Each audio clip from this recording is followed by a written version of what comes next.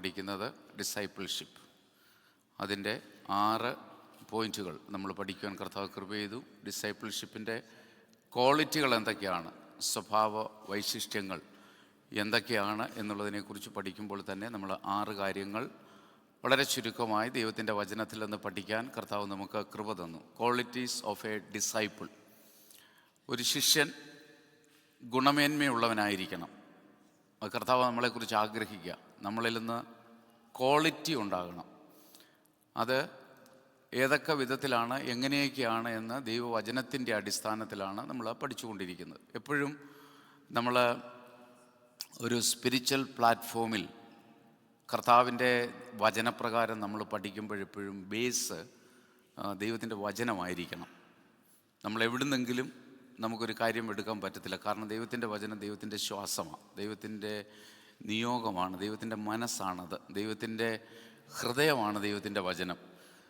ദൈവത്തിൻ്റെ ഉദ്ദേശങ്ങളും നമ്മളെക്കുറിച്ചുള്ള പദ്ധതികളുമൊക്കെ പല വിധത്തിൽ ഒരു മനുഷ്യൻ്റെ ജീവിതത്തിൽ വെളിപ്പെടുത്തുമ്പോൾ തന്നെ ഏറ്റവും പ്രധാനമായി ഗൗരവത്തോടെ വെളിപ്പെടുത്തുന്ന ഒരു ചാനൽ എന്തെന്ന് ചോദിച്ചാൽ അത് ദൈവത്തിൻ്റെ വചനം തന്നെ. നിങ്ങൾക്കറിയാമോ, പുഞ്ചിരിച്ചുകൊണ്ട് യാത്ര ചെയ്യുന്നവരുണ്ട് കർത്താവിൻ്റെ അടുത്തേക്ക്, അല്ലേ?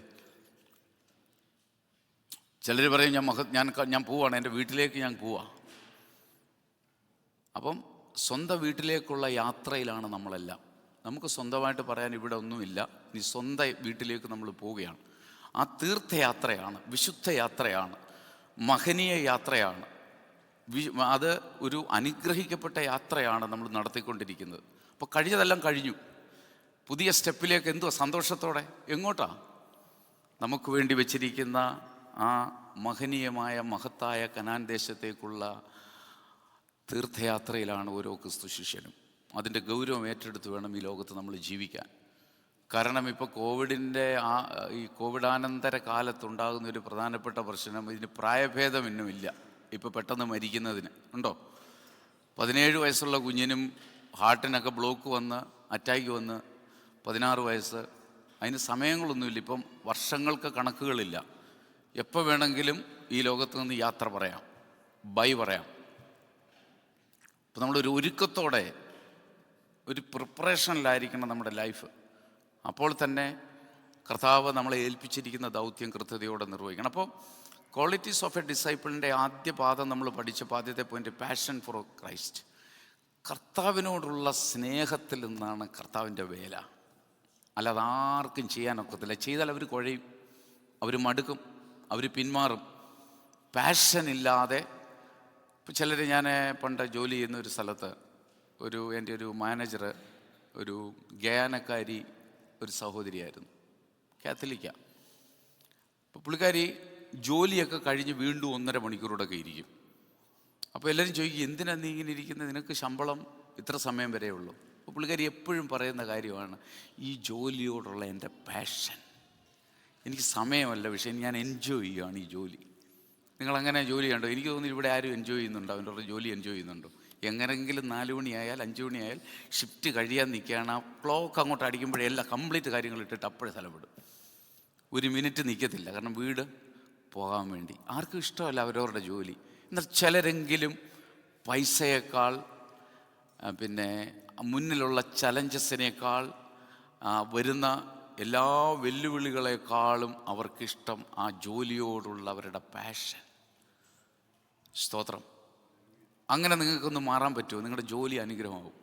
രാവിലെ നമ്മൾ വെള്ളിയാഴ്ച വരാൻ വേണ്ടി ഇരിക്കുക, ഫുൾ ടൈം ജോലിക്കാർ, അല്ലെങ്കിൽ നമ്മളെല്ലാം ജോലി ചെയ്യുന്നല്ലേ, ഒരു അവധിക്ക് വേണ്ടി കൊതിച്ചിരിക്കുക.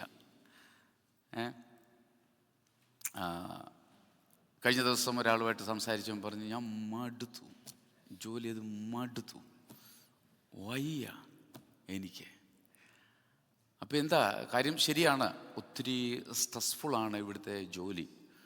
ഒത്തിരി നമ്മുടെ തലയിലേക്ക് ഒത്തിരി കാര്യങ്ങളെ ഡംപ് ചെയ്തിട്ട് തരും. അതിനകത്ത് ഒത്തിരി കാരണങ്ങളുണ്ട്. പക്ഷേ ഒരു കാര്യം പറയട്ടെ, നിങ്ങൾ വീട്ടിൽ നിന്ന് ഇറങ്ങുന്നതിന് മുമ്പ് നിങ്ങൾ വണ്ടിയിൽ കയറിയിരുന്ന് ഒരു വാക്ക് പ്രാർത്ഥിച്ച്, കർത്താവേ ഇന്ന്, അല്ലെങ്കിൽ വീട്ടിൽ ജോലി ചെയ്യുന്നവർ നിങ്ങളുടെ കമ്പ്യൂട്ടറെ കൈവച്ചിട്ട്, കർത്താവേ ഞാൻ ഇന്ന് ജോലി ചെയ്യാൻ പോവാ, തടസ്സങ്ങളുണ്ടായാലും കർത്താവ് അതിനെ നീക്കണമേ, എനിക്ക് ഫേവർ തരണമേ. Year of favour. നമ്മുടെ 2025 എല്ലാവരും നാവുകൊണ്ട് പറയണം, ഈ വർഷം നമുക്ക് സഹായങ്ങളുടെ, കൃപകളുടെ, ദൈവത്തിൻ്റെ പ്രീതിയുടെ, ദൈവത്തിൻ്റെ ആനുകൂല്യത്തിൻ്റെ, ദൈവത്തിൻ്റെ കരുണയുടെ, ദൈവത്തിൻ്റെ ദയയുടെ വർഷമാണ് ദൈവജനത്തിന് മേൽ. ഇപ്പോൾ നിങ്ങളത് വേറൊരു മെറ്റീരിയൽ ബ്ലെസ്സിങ്ങിലെ ഫോക്കസ് ചെയ്ത് അത് എടുക്കാതിരിക്കാമെങ്കിൽ അത് നിങ്ങളുടെ കൂടെ വരും. അതല്ല നമ്മുടെ ഫോക്കസ്. ദൈവത്തിൻ്റെ കരുണ, ദൈവത്തിൻ്റെ ദയ, ദൈവത്തിൻ്റെ സഹായം, ദൈവത്തിൻ്റെ കൃപ എന്നിലേക്ക് ഇങ്ങനെ ഒഴുകി ഇറങ്ങി വരുന്നത് കാണാമെങ്കിൽ goodness and mercy shall follow me. Hallelujah. അത് പുറേന്ന് വരും. സ്തോത്രം. അത് മനസ്സിൽ കാണണം. അപ്പോൾ നിങ്ങൾ രാവിലെ ജോലിക്ക് പോകുമ്പോൾ, ഞാൻ വിഷയത്തിൽ നിന്ന് മാറുകയല്ല, ജോലിക്ക് പോകുമ്പം ഹൃദയത്തിനകത്തൊരു പ്രാർത്ഥനയോടെ പോകാമെങ്കിൽ, ദൈവസന്നിധിയിൽ സമർപ്പിച്ച് പോകാമെങ്കിൽ, ഞാൻ മെസ്സേജ് പറയണമെന്ന് വിചാരിച്ചിരുന്നതാണ്. നിങ്ങളിത് കുറച്ച് പേരെ ഉള്ളെങ്കിൽ നിങ്ങൾക്കൊരു ടിപ്പ് പറഞ്ഞുതരാം. ദൈവത്തിൻ്റെ ഫേവറിനെ കുറിച്ച് ഞങ്ങളെപ്പോഴും കുടുംബമായിട്ട് പറയുന്നത്, ഈവനൊരു പാർക്കിംഗ് ലോട്ട് നമ്മളിങ്ങനെ അങ്ങോട്ട് ചെല്ലുമ്പോൾ എല്ലാം തിരക്കായിരിക്കും, ഫുള്ളായിരിക്കും. ഞങ്ങളെ ലോട്ടിലോട്ട് കയറുമ്പം അടുത്ത് ബിനുകൊണ്ട് ഞങ്ങളുടെ കൂടെ കയ്യിൽ പിടിച്ച്, കർത്താവേ, സാധ്യതകളില്ലാതിരിക്കുന്നിടത്ത് ഞങ്ങൾക്കൊരു പാർക്കിംഗ് ലോട്ട് കർത്താവ് ഒരുക്കിയിരിക്കുന്നതിനായി സ്തോത്രം. അത്ഭുതം ഞങ്ങൾ എപ്പോഴും കാണും. ഞങ്ങൾ ചെല്ലുമ്പോൾ ഒരു വണ്ടി അതായി എടുക്കുന്നു നമ്മുടെ മുന്നേ കൂടെ, ഞങ്ങളങ്ങോട്ട് കയറ്റിയിടും. അപ്പോൾ ഞങ്ങൾ പറയുന്ന താങ്ക് യു ലോഡ്. എന്താ പറയുന്നറിയോ? Your favour upon us all the time, every time, any time. അത് ചലഞ്ചസിലും സ്ട്രഗിൾസിലും, സാധ്യതകളില്ലാതിരിക്കുമ്പോഴും, എല്ലാം അടഞ്ഞിരിക്കുമ്പോഴും, എല്ലാം നമ്മുടെ മുന്നിൽ കർട്ടൻ വീണ് കിടക്കുമ്പോഴും, പ്രതീക്ഷകളും വിശ്വാസവും ഒക്കെ നമ്മളെ ഫീൽ ചെയ്യുമ്പോഴും, പരാജയമാണ് നമ്മുടെ മുന്നിലുള്ളതെങ്കിലും ദൈവത്തെ അതിനകത്തൊന്ന് സ്തുതിക്കാൻ തുടങ്ങാമോ? ദൈവത്തിനൊരു ആർപ്പിടാമോ? ഫ്രം ദ ഹാർട്ട് ദൈവം അടിത്തട്ടിന്ന് ദൈവത്തിനൊരു സ്തോത്രം പറയാമോ? നിങ്ങൾ പരീക്ഷിക്കാനുള്ളൊരു ടിപ്പിയാണ് നിങ്ങൾക്ക് പറഞ്ഞു തരിക. നിങ്ങൾ ദൈവത്തിൻ്റെ അത്ഭുതം കാണും. സാധ്യതകളില്ലാത്തടത്ത് ദൈവം ഡോറ് നിങ്ങൾക്ക് വേണ്ടി തുറക്കും. കാരണം നിങ്ങൾ മഹത്വം ദൈവത്തിനാണ് കൊടുക്കുന്നത്. സർവ്വചരാചരങ്ങളെയും സൃഷ്ടിച്ച ഹല്ലേലൂയ പാർക്കിങ്ങിലോട്ട് നിങ്ങൾക്കായി ഒരുക്കുന്ന ദൈവം, നിസ്സാര കാര്യമാണെങ്കിലും സ്തോത്രം ഹല്ലേലൂയ, ഒരു വഴിയിലൂടെ നിങ്ങൾ യാത്ര ചെയ്യുമ്പോൾ, ബ്രേക്ക് ചെയ്യുമ്പോൾ, കയ്യിൽ നിന്ന് വാഹനം സ്ലിപ്പായി പോകുമ്പോഴും സ്തോത്രം കർത്താവേ, ഇതിൻ്റെ നിയന്ത്രണം അങ്ങയുടെ കരങ്ങളിലാണ്, ഞാൻ കൈവച്ചിരിക്കുന്നേ ഉള്ളൂ, എൻ്റെ കരത്തിൻ്റെ മേൽ നിൻ്റെ അത്ഭുത കരമുണ്ട് എന്ന് അന്നേരം വിശ്വാസത്തോടെ നിങ്ങൾക്ക് ഡിക്ലറേഷൻ നടത്താമെങ്കിൽ കർത്താവ് നിങ്ങളുടെ കൂടെ ഉണ്ട്. അതാണ് കർത്താവിൻ്റെ കൂടെ നടക്കുക, കർത്താവിനെ സ്തുതിക്കുക. പാഷൻ. അങ്ങനൊരു മനസ്സുണ്ടാകും, മടുക്കത്തില്ല. മടുപ്പ് തോന്നുമ്പോഴും നമ്മളെ ആശ്വസിപ്പിക്കുന്ന ദൈവം നമ്മുടെ കൂടെയുണ്ട്. 2, കമ്മിറ്റ്മെൻറ്റ് ടു ദ വേർഡ്. ഇത് ജീവശ്വാസമാണ് ദൈവത്തിൻ്റെ. ഓരോ വാക്കും ഹൃദയത്തിനകത്ത് തീ കത്തണം, അഗ്നിയായിട്ട് കത്തണം. ഇത് ഓരോ വാക്കും എടുക്കുമ്പോൾ, കാരണം നമ്മുടെ വലിയൊരു ട്രഷർ ദൈവം തന്നിരിക്കുക. ഞാൻ കഴിഞ്ഞ ആഴ്ച പറഞ്ഞല്ലോ, നിങ്ങൾ ശ്രദ്ധിച്ചിട്ടുണ്ടോയെന്നറിയാം. ഒരു അപ്പച്ചൻ 2 പെൺകുഞ്ഞുങ്ങളെ പഠിപ്പിച്ചു. അവരെ ഒരാൾ BSc നേഴ്സായിരുന്നു, അമേരിക്കയിൽ പോയി ആ കൊച്ച്. എന്നിട്ട് എല്ലാ മാസവും എഴുത്തെഴുതും. അന്നത്തെ കാലം, കുറച്ച് കാലം മുമ്പ് എഴുത്ത് അപ്പച്ചന് കിട്ടും. അപ്പച്ചൻ എഴുത്ത് വായിക്കും. എന്നിട്ട് അതിനകത്ത് എഴുതിയിട്ടുണ്ട്, നമ്മുടെ വീട് പുതുക്കി പണിയണം, മതിൽ കെട്ടണം, TV വാങ്ങിക്കണം, ഫ്രിഡ്ജ് വാങ്ങിക്കണം. അപ്പോൾ ഇങ്ങനെ എഴുത്തേ ഉള്ളൂ, പൈസ ഇല്ല. അപ്പോൾ അപ്പച്ചൻ വിചാരിച്ചു, അപ്പച്ചൻ്റെ അഭിമാനബോധത്തിൽ പെൺകുഞ്ഞിൻ്റെ അടുത്ത് പൈസ ചോദിക്കത്തില്ലെന്ന് വിചാരിച്ചിരിക്കുക. അപ്പം ഒരിക്കൽ നിവൃത്തിയില്ലാതെ അപ്പുറത്തെ വീടൊക്കെ പുതുക്കി പണിഞ്ഞ് 2 നിലയൊക്കെ വെക്കുന്നു. അപ്പച്ചൻ്റെ ആഗ്രഹം, ഇതൊരു ചെറിയ വീടാണ്, മോക്കെഴുതി നമ്മുടെ അപ്പുറത്തെ വീടൊക്കെ പുതുക്കി പണിഞ്ഞ് എനിക്കൊരാഗ്രഹമാണ്, മരിക്കുന്നതിന് മുമ്പ് നല്ലൊരു വീട് പണിത് അതിനകത്ത് താമസിക്കണമെന്ന്. അപ്പോൾ മോള് ആ ലെറ്ററിനകത്ത് തിരിച്ചെഴുതി, അപ്പച്ച നല്ലതുപോലെ അത് പണിയണം, ഇത്ര മുറി വേണം, ഇതെല്ലാം അപ്പച്ചന് വിശദമായി എഴുതി.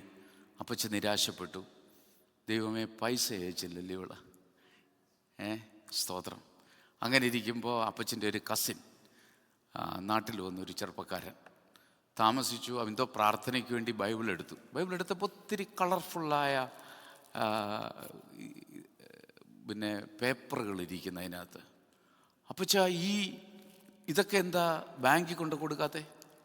ഇതൊക്കെ എത്രയോ നാളുകൾ മുമ്പുള്ള ചെക്കായത്. ചെക്കോ? അതെന്താ? ഇത് ബാങ്കിൽ കൊണ്ട കൊടുത്താലേ പൈസ കിട്ടും. ഇതാരെഴുതിയിരിക്കുന്നത്? അത് മോടെ പേര് അതിനകത്തുണ്ട്, ബാങ്കിൻ്റെ പേരുണ്ട്, അപ്പച്ചൻ്റെ ബാങ്കിൻ്റെ. അപ്പോൾ ഇത് ബാങ്കിൽ കൊണ്ട് കൊടുക്കണം. അപ്പച്ചൻ അറിയത്തില്ല ഈ പൈസ. അപ്പോൾ ആദ്യം മുതലേ അപ്പച്ചന് പൈസ അയക്കുന്നുണ്ട്.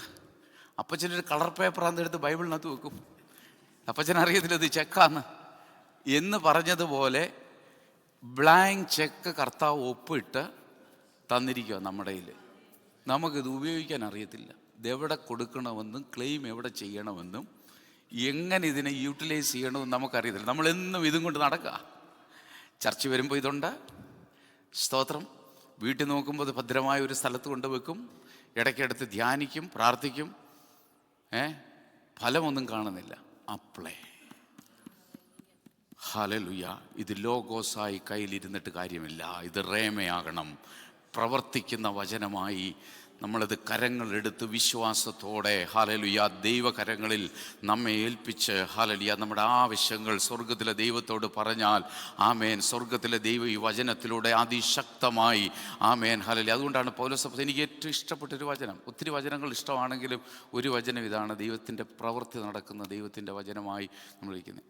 പൗലോസ് അപ്പോസ്തലൻ ശക്തമായിട്ട് പറയാം, ഞങ്ങൾ പ്രസംഗിക്കുന്ന ഈ പരിശുദ്ധ വചനം ഇത് ആമേൻ മനുഷ്യൻ്റെ വചനമായിട്ടല്ല, സാക്ഷാൽ ദൈവവചനമായിട്ട് തന്നെ നിങ്ങൾ കൈക്കൊണ്ടതിനാൽ വിശ്വസിക്കുന്ന നിങ്ങളിലത് ദൈവശക്തിയായി വ്യാപരിച്ചു കൊണ്ടിരിക്കുന്നു.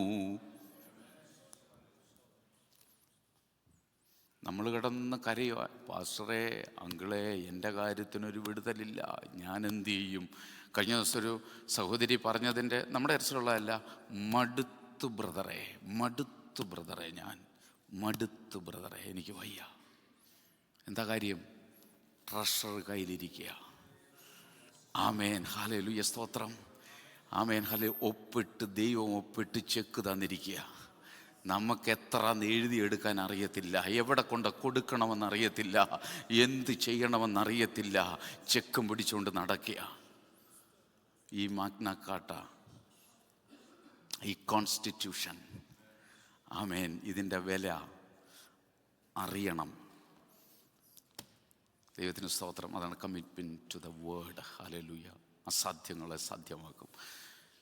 കൺസിസ്റ്റൻസി ഇൻ പ്രെയർ, തുടർമാനമായ പ്രാർത്ഥന, willingness to serve, hallelujah, boldness in evangelism, a teachable spirit. ഇന്ന് നമ്മൾ പഠിക്കുന്നത് ഏഴാമത്തേത് ജനറോസിറ്റി. നല്ലപോലെ പഠിക്കണം, നല്ലപോലെ അറിഞ്ഞിരിക്കണം. നമ്മൾ ജനറസാ ഇല്ലേ? ഏത് കാര്യത്തിൽ? സ്നേഹം സ്വീകരിപ്പാൻ, ഇല്ലയോ? എല്ലാം സ്വീകരിപ്പാൻ നമ്മൾ ജനറസാ. കൊടുക്കാൻ എത്രമാത്രം ജനറസാണെന്നുള്ള ദൈവം നോക്കുന്നേ. മഹാമനസ്കത. എന്താ മലയാളത്തിൽ ജനറോസിറ്റിയുടെ 3-4 വാക്കുകൾ ഞാൻ നിങ്ങളെ പരിചയപ്പെടുന്നു. 1 മഹാമനസ്കത, 2 ഔദാര്യം, 3 ദാനശീലം, 4 ഉദാരത. മലയാളം വാക്കുകൾ അറിയുന്നതിനകത്ത് ഏതെങ്കിലുമൊക്കെ നിങ്ങൾക്ക് പിടി കിട്ടി കാണും. സ്തോത്രം. Generosity is a foundational quality of a disciple in Christian teachings. Hallelujah.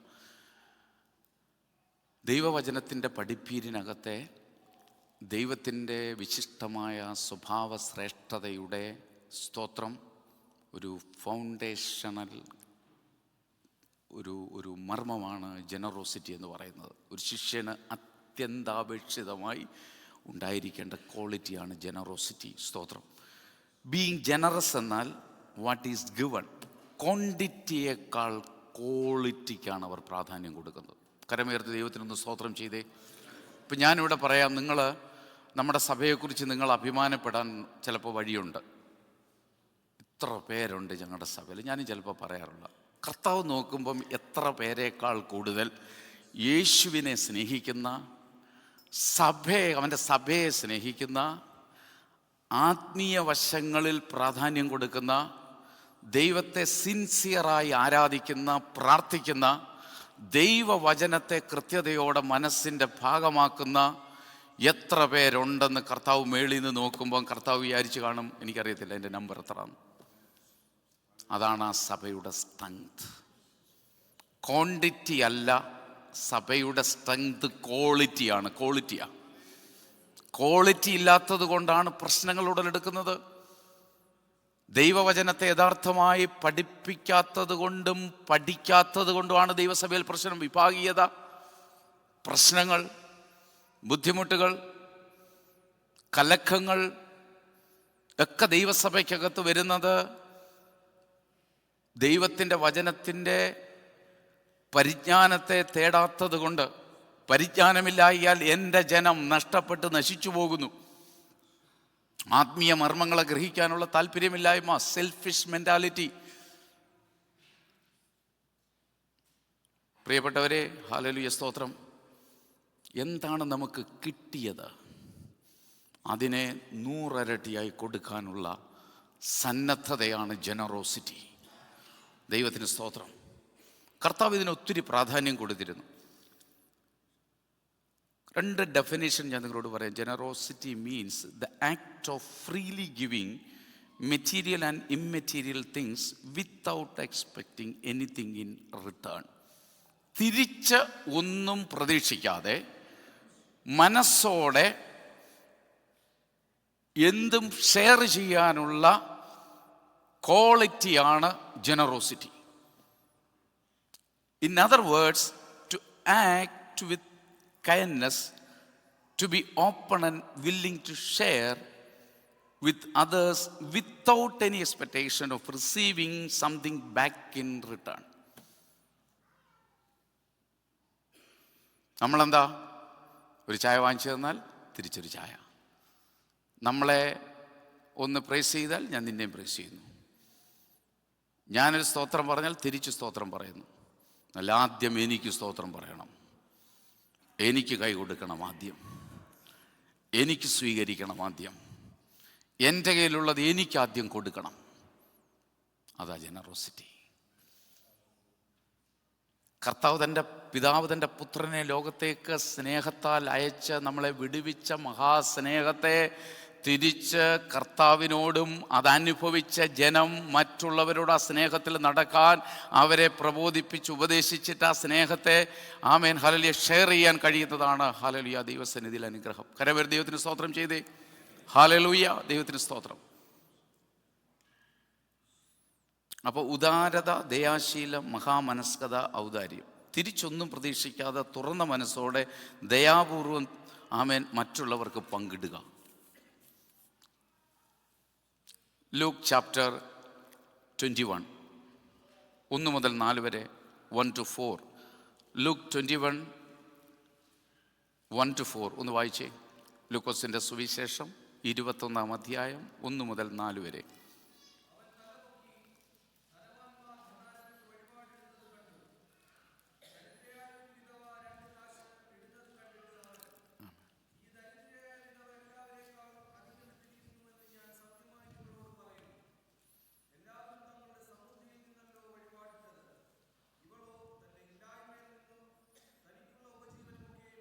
ദൈവത്തിന് സ്തോത്രം. കരമുയർത്തി കർത്താവിനൊന്ന് സ്തോത്രം ചെയ്ത് ഈ വചനത്തിനായി കർത്താവിൻ്റെ മനസ്സ് കർത്താവ് വെളിപ്പെടുത്തുക. നമ്മൾ ഉദ്ദേശിക്കുന്നത് പോലെയുള്ള ജനറോസിറ്റി അല്ല കർത്താവിൻ്റെ മനസ്സ്. കർത്താവ് ക്വാളിറ്റിയാണ് അവിടെ കണ്ടത്. എമൗണ്ടിൻ്റെ ആമേൻ ആ ക്വാണ്ടിറ്റി അല്ല കണ്ടത്, ക്വാളിറ്റിയാണ്. ഇതാണ് സ്തോത്രം. It is not measured by the amount. ആ ചില്ലിക്കാശ് എന്നുള്ളതല്ല കർത്താവ് കണ്ടത്, but by the intent and sacrifice behind the giving. കൊടുത്തതിൻ്റെ പുറകിലുള്ള ഉദ്ദേശത്തെ യേശു കർത്താവ് ഹൈലൈറ്റ് ചെയ്യുക. അവിടെ ധനവാൻ ഒത്തിരി പൈസ അവിടെ കൊണ്ടുവന്നിട്ടു, പക്ഷെ ഒരു വിധവ, ശ്രദ്ധിച്ചേ, ദൈവത്തിന് അനാഥരോടും വിധവകളോടും പ്രത്യേക കാരുണ്യമുണ്ട്. വചനമുണ്ടല്ലോ.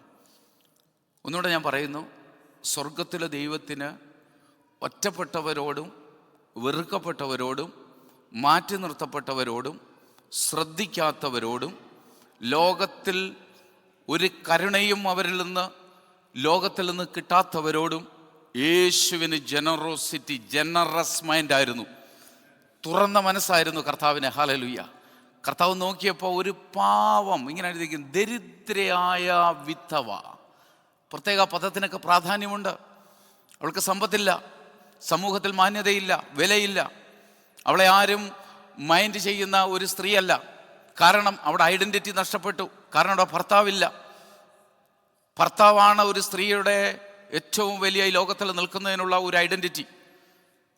ഞാൻ നിങ്ങളോട് പറഞ്ഞിട്ടുണ്ട്, ഭർത്താവില്ലാത്ത അനേക സഹോദരിമാർ മെൻ്റലി വല്ലാണ്ടായിട്ടുണ്ട്. ഞാൻ എൻ്റെ വീടിൻ്റെ അനുഭവം പറയാം. എൻ്റെ ചാച്ചൻ്റെ ഏറ്റവും മൂത്ത പെങ്ങൾ കോട്ടയത്താണ് കെട്ടിച്ചിരിക്കുന്നത്.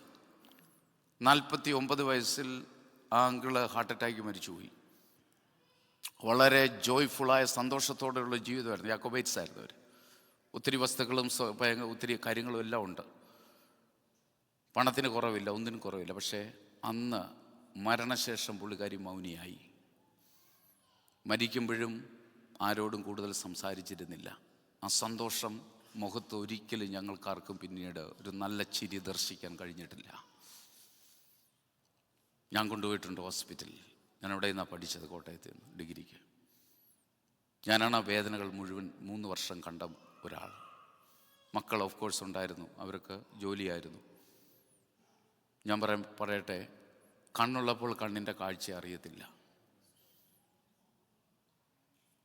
അങ്ങനെ അനേക ജീവിതങ്ങൾ എനിക്കറിയാം. ഞങ്ങളുടെ കോശി പാസ്റ്റർ IPC ചെങ്ങന്നൂർ സെൻറ്ററിൻ്റെ വൈസ് പ്രസിഡൻ്റായി അദ്ദേഹം ചേരുന്നു. നല്ല ഒരു, ഞാൻ ഒത്തിരി ദേവദാസന്മാരെ കണ്ടിട്ടുള്ളതിൽ ക്വാളിറ്റി ഉള്ളൊരു മനുഷ്യൻ. നല്ല ക്വാളിറ്റി, എപ്പോഴും ചിരിയാണ്. അവർ രണ്ടുപേരും നമ്മൾ പറയുന്നില്ലേ, തുണക്കുരുവികൾ എന്ന് പറയാം. ഞങ്ങളുടെ ഇവിടെ ദുബൈ വന്ന് ഞങ്ങളുടെ കൂടെ 1 മാസമൊക്കെ താമസിച്ചിട്ടുണ്ട് ദേവദാസൻ. എന്നെ റോമാലേഖനം പഠിപ്പിച്ചത് അദ്ദേഹം. രാവിലെ എന്നെ വാവച്ചെന്നാണ് വിളിക്കുന്നത്. വാവച്ച വന്നേ, രാവിലെ പാട്ടുപാടി 5:30 മണിയാകുമ്പോൾ 5 മണിയാകുമ്പോൾ ആൻറ്റിയും പാസ്റ്ററും കൂടെ ഉറച്ചത്തിൽ പാട്ടുപാടും, പ്രാർത്ഥിക്കും. ജോൽമോനെ പാട്ടൊക്കെ എന്നാ പഠിപ്പിച്ചേ ദേവദാസൻ. നടക്കാൻ കൊണ്ടുപോകും അവനെ. എന്നോട് വന്ന് വചനം പഠിക്കണ്ടേ, കർത്താവിൻ്റെ വേല ചെയ്യണ്ടേ. ഞാൻ ഇങ്ങനെ പിച്ച വെച്ച് നടക്കുകയാണ്. റോമാലേഖനം ഇരുത്തി പഠിപ്പിക്കും. 1 മാസം കർത്താവിൻ്റെ ദാസൻ എന്നെ റോമാലേഖനം പഠിപ്പിച്ചു വീട്ടിൽ. ഞാൻ പറയട്ടെ നല്ല ഒരു ദൈവദാസൻ, നല്ല ക്വാളിറ്റിയുള്ള മനുഷ്യൻ. അപ്പോൾ അദ്ദേഹം, ആൻറ്റി എപ്പോഴും സ്മൈലിംഗ് ഫേസ്, എല്ലാവരോടും ഭയങ്കര ഇഷ്ടവും സ്നേഹമാണ്. പക്ഷെ പെട്ടെന്ന് നാട്ടിൽ ചെന്ന് ആൻറ്റി മരിച്ചുപോയി. പാസ്റ്ററുടെ ചിരിക്കുമായിരുന്നെങ്കിലും ആ ചിരിയിൽ ആ വേദന നിറഞ്ഞ ചിരി പലപ്പോഴും. ഞങ്ങൾ എപ്പോഴും നാട്ടിൽ പോയാൽ കർത്താവിൻ്റെ ദാസനെ പോയി കാണും. കുറച്ച് നേരം ഇരിക്കും, കെട്ടിപ്പിടിക്കും, ഒട്ടിച്ചിരിക്കും, വചനമൊക്കെ പറയും. എന്നെ പല സമയങ്ങളിലും ദൈവവചനത്തിൽ നിന്ന് തിരുത്തിയിട്ടുള്ളൊരു ദൈവമനുഷ്യനാണ്. സ്നേഹപൂർവ്വം, ബഹുമാനപൂർവ്വം ഞാൻ അദ്ദേഹത്തെ ഹൃദയത്തിൽ എപ്പോഴും കർത്താവിൻ്റെ സന്നിധിയിലാണെങ്കിലും ആദരിക്കുകയും ഓർക്കുമ്പോഴൊക്കെ നല്ല ഓർമ്മകളാണ് അത് കർത്താവിൻ്റെ ദാസനെ കുറിച്ചുള്ളത്. ആൻറ്റി മരിച്ചുപോയി. അദ്ദേഹത്തിൻ്റെ ആ പ്രസന്നതയുള്ള ചിരി മാഞ്ഞു. ഞാൻ വിഡോ എന്ന പദവിയെ ഞാൻ അഡ്രസ്സ് ചെയ്തു. ഇപ്പം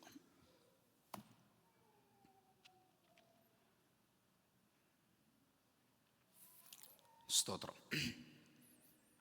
കർത്താവ് ഇവിടെ പറയുകയാണ്, ദരിദ്രയായ വിധവ. നമ്മൾ പലപ്പോഴും നമ്മുടെ അവസ്ഥകളെയൊക്കെ ഓർക്കുമ്പോൾ നമുക്ക് ഇമോഷണലാവും. എൻ്റെ അമ്മ 37 വയസ്സിൽ വിധവയായതാണ്. എൻ്റെ ചാച്ചന് 49 വയസ്സ്. അന്ന് ഞാൻ തിരിച്ചറിഞ്ഞില്ല അമ്മയുടെ വേദന എന്താണെന്ന്, ഭാരം എന്താണെന്ന്. എല്ലാവരെയും കാണുമ്പം പൊട്ടിച്ചിരിക്കും. നല്ല സ്വകാര്യതയിൽ അമ്മ ഉണ്ടായിരുന്നു. അത് ആഴത്തിൽ മനസ്സിലാക്കിയ ഒരാളാണ്. ജോൽ മോനുണ്ടായ ദിവസം 10 മിനിറ്റ് 5 മിനിറ്റ് ഇടവിട്ട് വാവിട്ടി കുഞ്ഞ് കരയും. ഒരു ദിവസം എനിക്ക് ദേഷ്യം വന്നിട്ട് ഞാൻ പറഞ്ഞൊരു പദപ്രയോഗം ബിനുവിനോട്, ഞാനത് മോനോടും ബിനുവിനോടും തിരിച്ചറിഞ്ഞപ്പോൾ ക്ഷമ ചോദിച്ചു. ആ പദം ഞാൻ ഉപയോഗിച്ചതിന് എൻ്റെ ഉറക്കത്തിൻ്റെ നഷ്ടത്തിൽ സെൽഫിഷ് മെൻറ്റാലിറ്റിയിൽ ഒരു വാക്ക് ഞാൻ ഉപയോഗിച്ചു. പിറ്റേ ദിവസം ഞാൻ എൻ്റെ അമ്മയെ വിളിച്ചു. ഫോണിൽ കൂടെ ഞാൻ പൊട്ടി പൊട്ടി കരഞ്ഞു. ഞാൻ പറഞ്ഞു, എന്നോട് ക്ഷമിക്കണം, ഞാൻ ബാഡായിട്ട് അമ്മയോട് വാക്ക് പറഞ്ഞിട്ടുണ്ട് എൻ്റെ ചെറുപ്പത്തിൻ്റെ ഇതിൽ.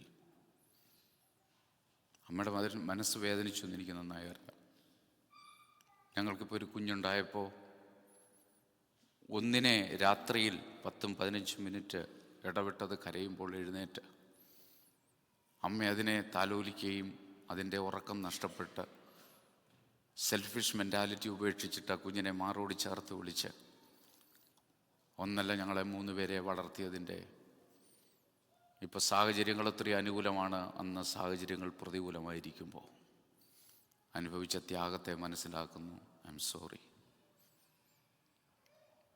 അമ്മ തിരിച്ച് കരഞ്ഞുകൊണ്ട് പറഞ്ഞു, നീ ഒന്നും ചെയ്തിട്ടില്ലല്ലോ, പിന്നെ എന്തിനാ പറയുന്നേ? ഇല്ല, എനിക്ക് കുറ്റബോധത്തിലാണ് ഞാൻ പറയുന്നത്. ഇനി ഒരിക്കലും ഒരക്ഷരം പോലും ഞാൻ അമ്മയ്ക്ക് നേരെ പറയില്ല. ചെറുപ്പത്തിൽ അറിയാമല്ലോ, നമ്മൾ നമ്മുടെ മാതാപിതാക്കളോടൊക്കെ എന്തെങ്കിലുമൊക്കെ പറയും. നമുക്കറിയത്തില്ല, നമുക്ക് ആഴത്തിൽ അറിയത്തില്ല അവരാരാണെന്നും എന്താണെന്നും. നമ്മുടെ ജീവിതത്തിൽ അവർ ഇൻവെസ്റ്റ് ചെയ്യുന്നതും അവരുടെ സമയത്തെ അപ്പനേക്കാൾ വാല്യുബിളാണ് അമ്മ.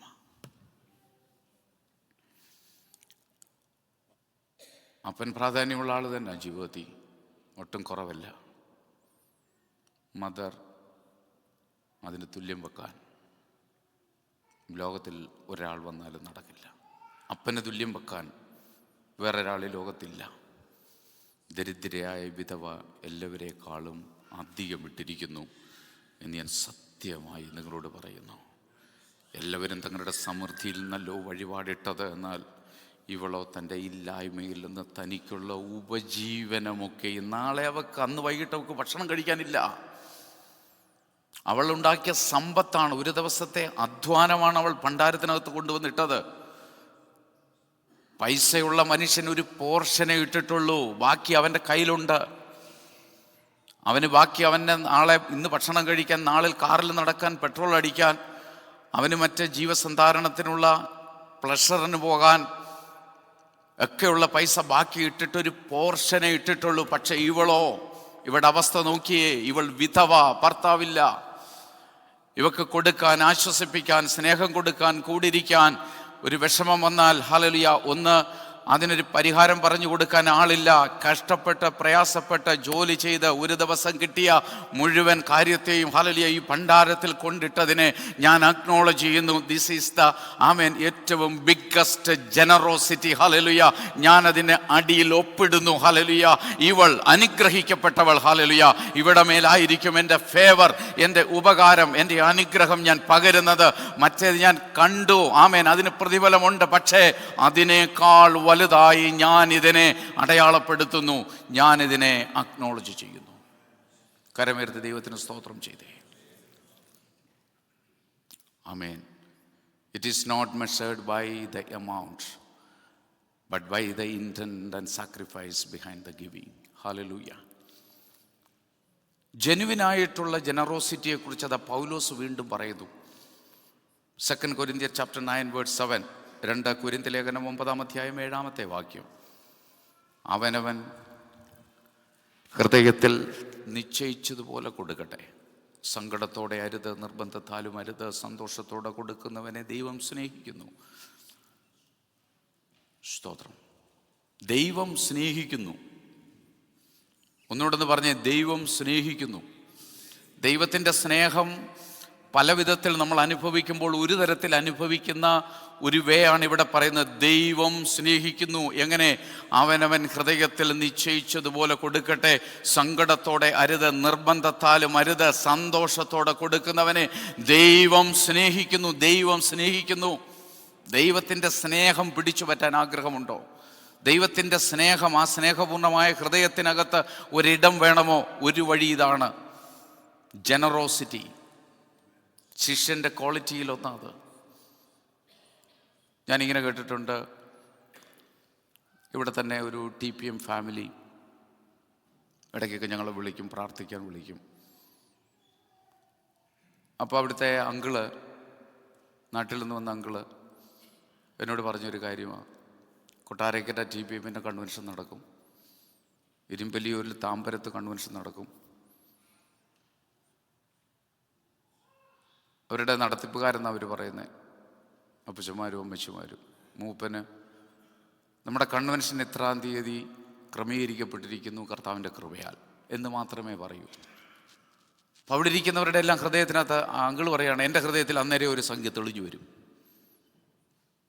ഞാനത് അന്നേരം ഓഫർ ചെയ്യും, അത് ഞാൻ കൊടുക്കും. സംഖ്യ തെളിഞ്ഞു വരും, അത് ഞാൻ കർത്താവിന് അവനവൻ ഹൃദയത്തിൽ നിശ്ചയിച്ചതുപോലെ കൊടുക്കട്ടെ. സങ്കടത്തോടെ അരുത്, നിർബന്ധത്താലും അരുത്, സന്തോഷത്തോടെ കൊടുക്കുന്നവനെ ദൈവം സ്നേഹിക്കുന്നു.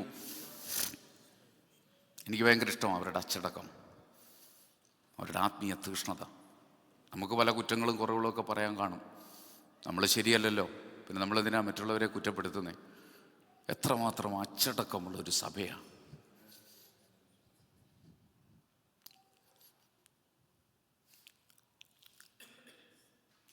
നിങ്ങൾ ശ്രദ്ധിച്ചിട്ടുണ്ടെന്ന് അറിയത്തില്ല, TPM സഭയിലെ ഒരാൾ ഒരു ദൈവദാസനോടുള്ള അവരുടെ അപ്രോച്ച് ഒന്ന് കാണണം. ഞാനത് ഫിസിക്കലി അല്ലെങ്കിൽ പിന്നെ മെൻ്റലി, ഇമോഷണലി, സ്പിരിച്വലി ഒക്കെ ഫീൽ ചെയ്തിട്ടുണ്ട്. ഞങ്ങളുടെ ഒരു സാക്ഷ്യം കേട്ടിട്ട് ന്യൂ ഫോണ്ട്ലാൻഡിൽ നിന്നൊരു ഫാമിലി വന്നു, ഞങ്ങളെ വിസിറ്റ് ചെയ്യാൻ വന്നു.